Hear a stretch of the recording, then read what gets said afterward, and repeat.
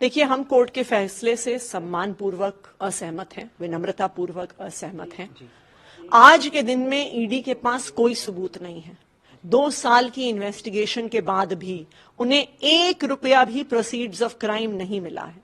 जो उनका पूरा केस है वो ऐसे विटनेसेस के आधार पर बना हुआ है जिनको पहले गिरफ्तार किया जाता है, उन पे दबाव बनाया जाता है और फिर आम आदमी पार्टी और अरविंद केजरीवाल के खिलाफ बयान दिए जाते हैं। चाहे राघव मगुंटा हो, चाहे शरद रेड्डी हो, जिनके आधार पर ईडी ने पूरी अपनी रिमांड एप्लीकेशन बनाई है।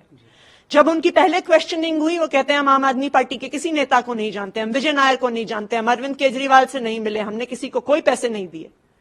गिरफ्तारी के बाद उन पे दबाव बनाया जाता है, उनसे आम आदमी पार्टी के खिलाफ स्टेटमेंट्स लिए जाते हैं और जैसे ही वो स्टेटमेंट दे देते हैं, कुछ दिन में उनको बेल दी जाती है। तो ये बिल्कुल साफ है कि ये जो सारे बयान हैं ये फर्जी हैं, ये सारे बयान दबावपूर्वक लिए गए हैं और मुझे उम्मीद है, हम पूरी न्यायपालिका पे ये अपनी उम्मीद ये कायम रखते हैं कि वो इस बात को देखेंगे कि इस केस में कोई भी प्रमाण नहीं है और इस केस में न्याय होगा। मैम, आगे का क्या लीगल जो प्रोसीडिंग्स है, अगर कुछ आप आगे के लिए जो चीजें, देखिए, जो भी कानूनी हमारे पास रास्ते उपलब्ध हैं उनको हम जरूर आगे बढ़ाएंगे, चाहे ट्रायल कोर्ट में हो, चाहे हाई कोर्ट में हो, चाहे सुप्रीम कोर्ट में हो। लेकिन हम न्यायपालिका से भी ये उम्मीद करेंगे कि उनकी आंखों के सामने लोकतंत्र की हत्या हो रही है, उनकी आंखों के सामने एक एक करके विपक्ष की पार्टियों पे हमले हो रहे हैं, उनकी आंखों के सामने विपक्ष के नेताओं को जेल में भेजा जा रहा है, उनकी आंखों के सामने विपक्ष की पार्टियों के बैंक अकाउंट फ्रीज किए जा रहे हैं। तो लोकतंत्र को बचाना न्यायपालिका की भी जिम्मेदारी है। सरकार को लेकर आगे का क्या होगा, क्योंकि कुछ रिपोर्ट्स में ये कहा जा रहा है कि राष्ट्रपति शासन जैसी बातें, ये तमाम चीजें अब कही जा रही हैं अलग अलग जगहों पर। तो देखिए, ये भारतीय जनता पार्टी का व्हाट्सएप प्रोपेगेंडा है। अरविंद केजरीवाल दिल्ली के मुख्यमंत्री थे, हैं और रहेंगे।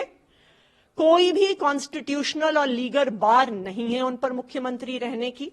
उनका कोई कन्विक्शन नहीं हुआ है। इस देश में आपका कन्विक्शन हो जाता है, 2 साल से ज्यादा की सजा होती है, तो आप फिर जनप्रतिनिधि नहीं रह सकते हैं। लेकिन अरविंद केजरीवाल की कोई कन्विक्शन नहीं हुई है, इसलिए कोई भी कॉन्स्टिट्यूशनल बार नहीं है उनके मुख्यमंत्री रहने पर। सुनीता जी ने जो ट्वीट किया है उस पर भी प्रतिक्रिया दे दीजिए।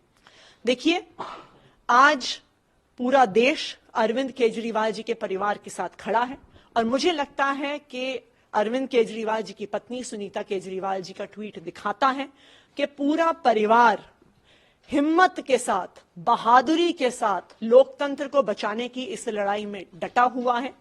इससे ज्यादा मुश्किल परिस्थिति एक परिवार के लिए क्या हो सकती है कि एक पिता, एक पति, एक बेटा जेल चला गया है, उनको पता नहीं है कब वापस आएंगे, लेकिन वो परिवार टूटा नहीं है।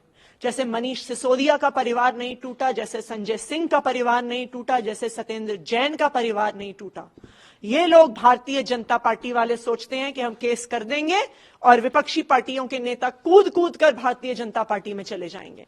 लेकिन आम आदमी पार्टी का एक एक नेता, उनके परिवार का एक एक सदस्य लोकतंत्र को बचाने की इस लड़ाई में डटा हुआ है और डटा हुआ रहेगा।